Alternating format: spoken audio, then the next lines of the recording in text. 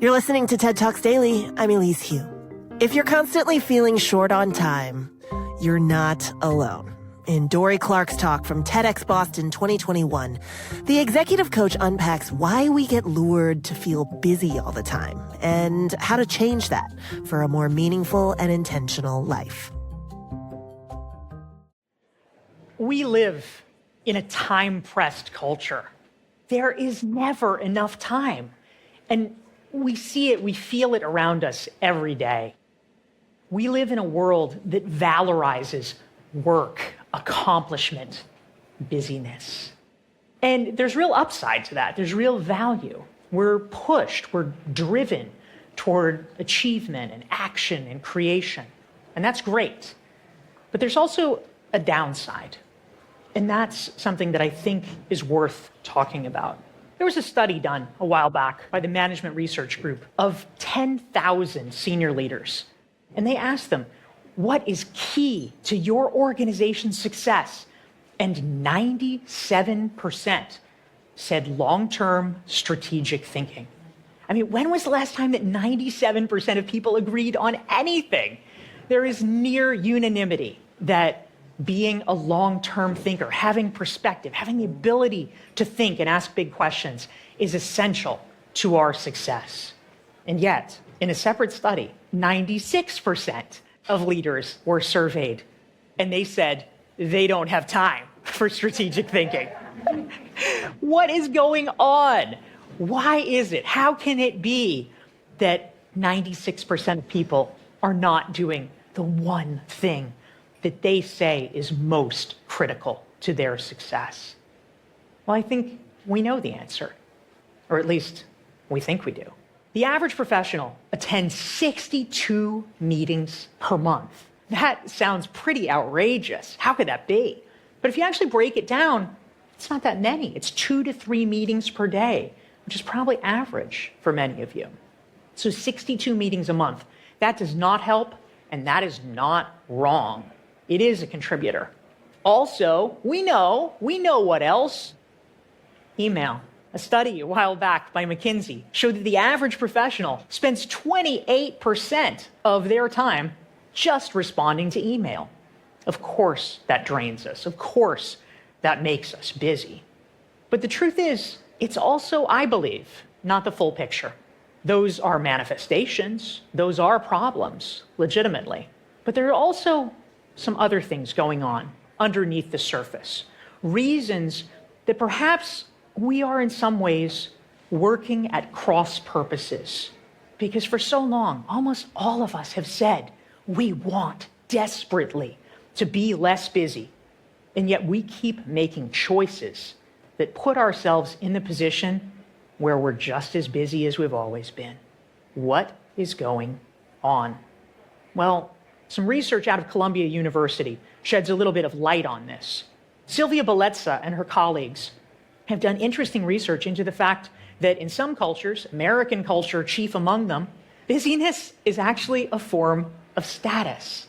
When we say, "Oh, I am so crazy busy," what we're really saying is a societally accepted version of, "I am so important. I am so popular. I am so in demand." And the truth is, that feeling can be hard to give up, even if we say that we want to. That's not the only reason, of course. It turns out it is very hard for the human mind to deal with conditions of uncertainty. And in modern life, there's a lot of it. Sometimes we are given tasks or challenges. And the truth is, tactically, we just don't know how to do it. Increase sales by 30%. Well, how? There's a lot of ways you could do it. You're not sure how. Sometimes it's easier, frankly, to just double down and keep doing more of what you're already doing. That might not be the best answer, but it's an answer, and it removes uncertainty. The picture gets even worse when we're talking about existential questions, when we're talking about uncomfortable matters that we might not actually really want to deal with. That might be, am I in the right job? It might be, Am I in the right career? Those are often questions, truth be told, we might not want the answer to. And so we become busy as a way so that we don't even have to ask the question. Now, there's a third reason, and I'll admit it's one that I know well, personally. And that is that sometimes we use busyness as a way to numb ourselves out. I've experienced that. My boy, Gideon, he died in 2013. I had him for 17 years, and he was my best friend.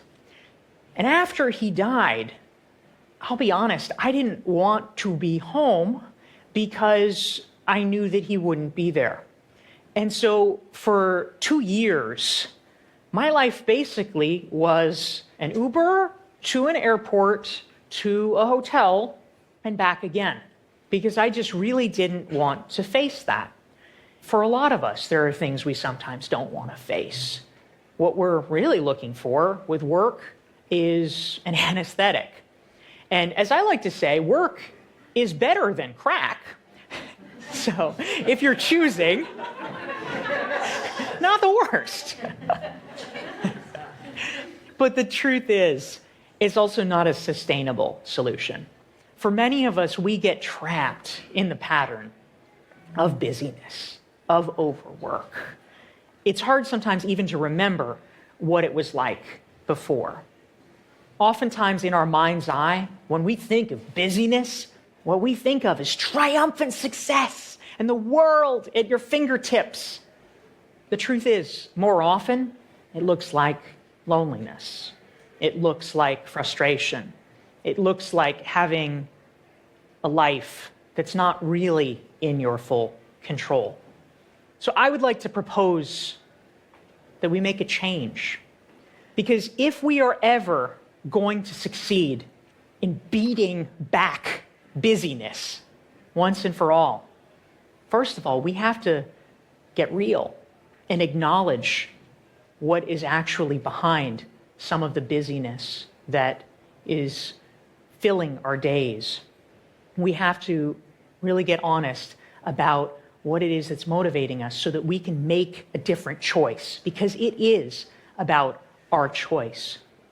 We need to recognize that real freedom is about creating the space so that we can breathe, the space so that we can think. Ultimately, real freedom is about choosing how and with whom we want to be spending our time. Thank you.